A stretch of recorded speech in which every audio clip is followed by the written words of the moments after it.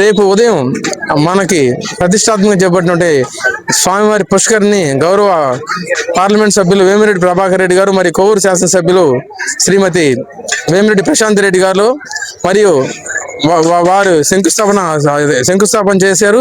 ఈరోజు పూర్తిగా నిర్మించి కోనేరుని ఓపెన్ చేసేదానికి అన్ని సిద్ధమయ్యాయి. ఇది పూర్తిగా కూడా గౌరవ శాసనసభ్యులు కృష్ణారెడ్డి గారి ఆధ్వర్యంలో జరుగుతుంది.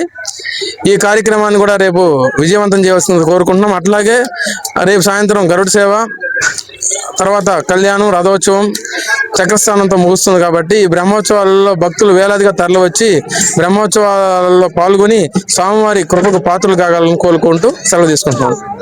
దాదాపు కూడా ఎంతమంది జనాభా వచ్చే అవకాశం ఉందంటారు? ఈ సంవత్సరము జనాభా బాగా పెరిగే అవకాశం ఉంది, ఎందుకంటే రోజులు పెరిగాయి కాబట్టి.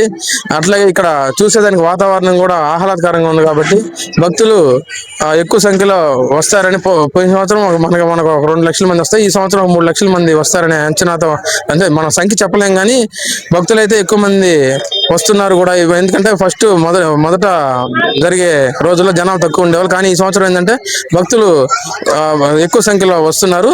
ఇంకా రేపు ప్రసిద్ధి చెందినటువంటి గరుడ సేవ, కళ్యాణం, అట్లనే రథోత్సవం, తెప్పోత్సవం ఇవన్నీ ఉన్నాయి కాబట్టి భక్తులు చాలా ఎక్కువ సంఖ్యలో వచ్చే అవకాశం ఉంది. సో ప్రతి సంవత్సరం కూడా ఇదే విధంగా చేయాలనే సంకల్పంతో ఉన్నారా? మాకు దేవుడు శక్తి ఇచ్చినంత వరకు మేము ఈ అన్నదాన కార్యక్రమం నిర్వహిస్తాం.